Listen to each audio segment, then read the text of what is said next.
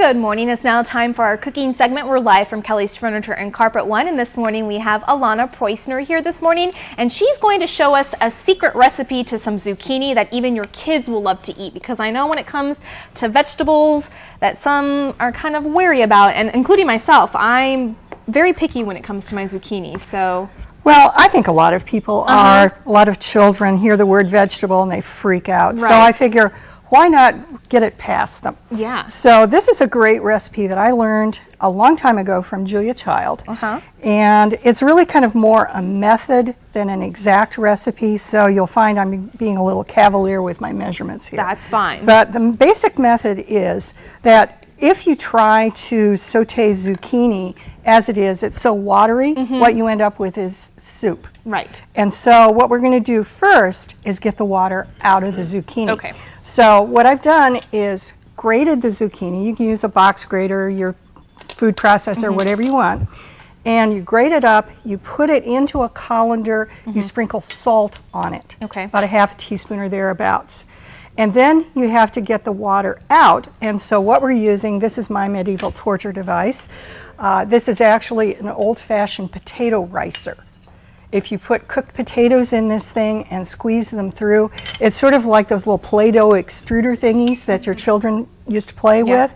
It essentially squeezes out the water. So just now, push down on the handle. Okay. Yeah. And just give it a good squeeze. And you see, even in that little tiny bit, a lot of water is coming out.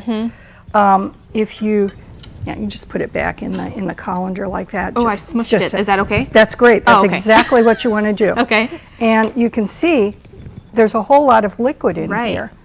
Now, you can save that liquid and use it in soup, or you can use it in a sauce to go on top of the zucchini. All right. So what we've got in the pan is about a pound of zucchini. That's about 3 zucchinis that are about that big. Okay.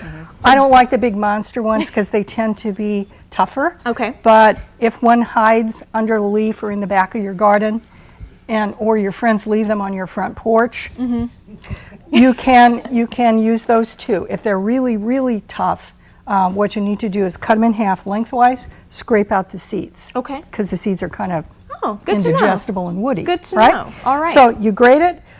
In the pan, what I've got is olive oil and butter. Okay. The combination really tastes yummy.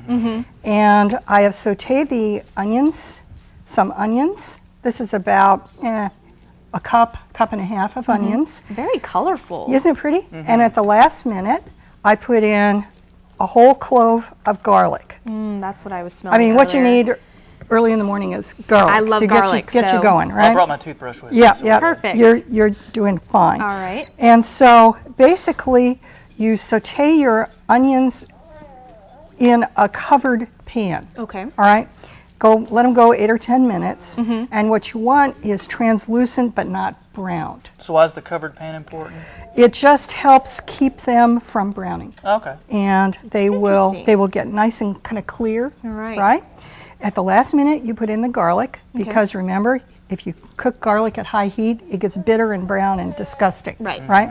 So you put that in, and then you put in your nicely macerated squash. You have achieved maceration, by the way. Okay. If Maceration is if you inevitable. you put salt on something and let it sit, draws out the liquid. Basically, maceration is letting something sit and liquid coming out. Okay. You can do it with fruit and stuff too. All right, so you saute away, and I don't like my zucchini cooked really, really soft. So literally just a couple of minutes with this. All right. All right, and Do then we want to add some salt and pepper? then we're going to season it, but we should probably taste, as Julia Child would say, using my impeccably clean fingers. I'll taste it to make sure. Doesn't need any salt. It needs a little tiny bit. Don't So mind, it's don't mind if Salt I do. and pepper. Yeah, Fresh so turn pepper. it totally straight upside down. Look at that. I Cool. think that's good. That's excellent. And let's hit it with a little bit of salt too. Just flip that upside down. That's good. Perfect. Plenty. And basically, that's it. Now, I added red and yellow peppers just because I think they're really pretty, but they're also really good for you. They have tons of vitamin C in them and so on. If your children are so vegetable averse that they hate peppers, leave them out. And some adults too. Yeah, it's true.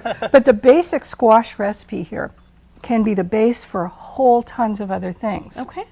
So if when you're finished with this, you want to make it really fancy for a party, you can make a cheese sauce. You can use that liquid Okay. with some extra butter, flour, and then add milk or cream to it. It's a regular white sauce, basically. okay. And then you put in a handful of whatever kind of cheese you like that's grated. Perfect. It makes a beautiful cheese sauce. This would probably work as like a side dish for like It's a a main course. perfect- What would it go well with main course wise? Anything. Okay, great. Anything. Chicken, fish, roast beef, whatever you have. So what we'll do is when we come back from commercial break, we get to try it. Yes, All right. absolutely. All right. And if you're just joining us, we're live from Kelly's Furniture and Carpet One.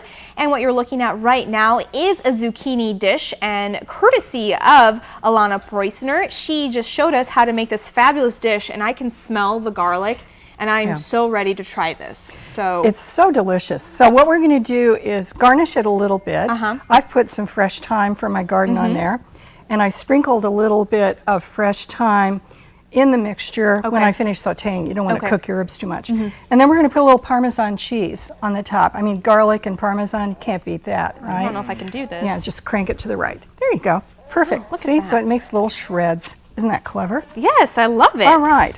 So basically, we're ready to go. Okay. And we'll serve up a little bit of it to each person. Okay. This recipe is so customizable. Is that a word? Yes. I hope it is. It is now. Yeah. I've made this with sour cream and sunflower seeds. I've made it with the cheese sauce I told you about. Thank you. I've made it into cakes and fried it like potato pancakes with flour and so on. That would be It's delicious. delicious. I put it in lasagna. Okay. So it's really a fabulous base recipe. Wow, that is really Isn't good. that good? Yes. And I think the secret part of it is that if your children or whomever else in your family or your guests don't really like vegetables very much, they won't be able to identify what it is they're eating. Exactly. And maybe they're, before their You really brain can't kicks on taste and how says, fresh I it hate is. vegetables, they'll realize that they're enjoying what they're eating. This So is fresh, very you can good. taste it. Isn't that tasty? All right. Well, what we'll do after I take my final bite, because this is really good, is we'll post the recipe on our website at heartlandconnection.com. Just click on the Good Morning Heartland page at the top of our homepage. Thank you so much for joining us this morning. I'm Ella Soroka. I'm Troy Moling. Your news will continue tonight with KTVO News at 5, but you can check us out anytime at heartlandconnection.com. And don't forget to follow us on Facebook and Twitter. Have a wonderful weekend, and we'll see you right back here on Monday morning at 5:30 a.m.